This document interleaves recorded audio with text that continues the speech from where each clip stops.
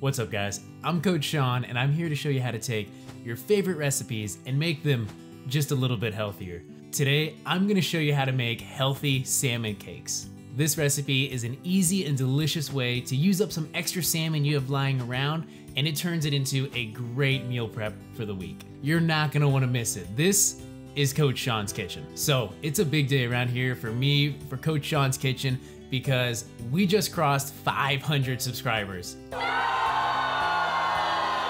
Thinking back to when I started this channel, the thought of having 500 subscribers is completely foreign to me. I am so humbled and I'm so thankful to all of you guys who tune in to watch me cook food. It's pretty cool and amazing. I get to do and share what I love to do with you guys, and I'm incredibly thankful that you allow me the opportunity to do that. I really want to do a 500 subscriber giveaway, and I'm currently in the process of working on some merchandise, trying to come up with something really cool to give away to you guys. So please hang tight, stay tuned, and as soon as I'm ready to go, believe me, you guys will be the first to know it. But if this is your first time stopping by Coach Sean's Kitchen, I want to welcome you and say thank you for stopping by my channel. If you enjoy watching me create healthier versions of your favorite food, be sure to subscribe. And remember, on YouTube, the most powerful thing you can do is like a video and leave a comment. So comment anything, ask me questions, and if you ever don't know what to comment, just write, "I love healthy salmon cakes," and that'll work for me. Now, let's get down to it and begin by making our salmon cakes. But we're gonna start by sauteing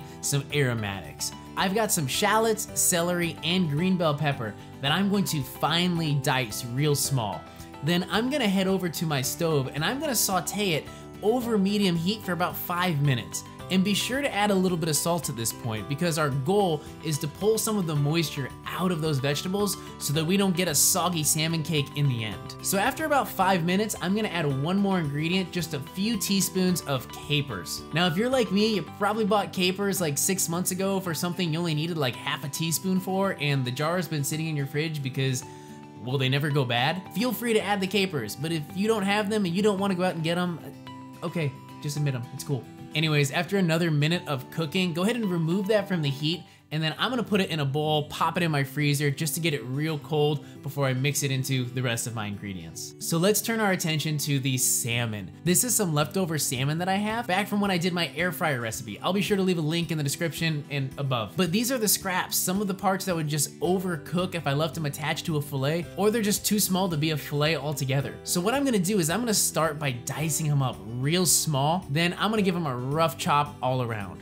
I'm not looking to create a salmon puree here, but I want real small bite-sized pieces, something that's gonna fall apart once you take a bite. Once that's done, I'm gonna give my workstation a quick clean, a quick disinfecting, and then I'm ready to mix in the rest of the ingredients. We're gonna start by adding in some mayonnaise, some panko breadcrumbs, a little squirt of mustard. Next up, we got some halo and cleaver, Cajun seasoning. You guys know how I love this stuff. A little bit of minced garlic. Then last but not least, our sauteed vegetables. And we're gonna go ahead and mix this up. Mine looked a little bit too wet, so I added a bit more panko breadcrumbs, but that's just gonna be you cooking in the kitchen. Now that everything is thoroughly incorporated, I'm gonna cover it with some saran wrap, and I'm gonna let it chill out in my fridge for 30 minutes to 2 hours. Now, let's go ahead and prep our salmon cakes. I've got my scale out because I'm incredibly type A. I need everything to be exactly the same, so I'm gonna measure mine. Once I've got them all portioned out, I'm gonna form them into 4 balls, and then I'm going to roll them around in a little bit more panko breadcrumb. Then I'm ready to head over to the stove.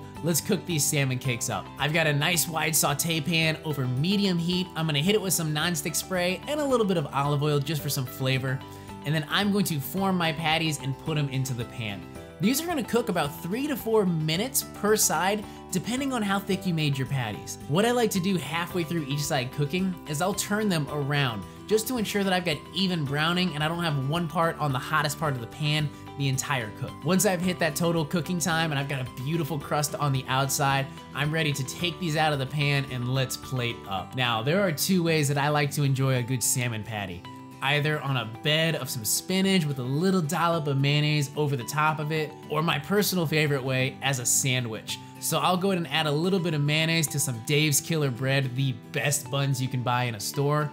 Then I'm gonna add my salmon cake, a little bit of spinach as well, and you've got 2 ways to have a delicious salmon cake. And how did this turn out? Freaking delicious. Salmon is so incredibly healthy for you, and when you cook it like this, it's just a win-win. If I could change one thing about this recipe, I would just sub that mayonnaise at the end for a little bit of tartar sauce, but I ran out of pickles this weekend, so I couldn't make any, but heh, that might be a video in the future, we'll see.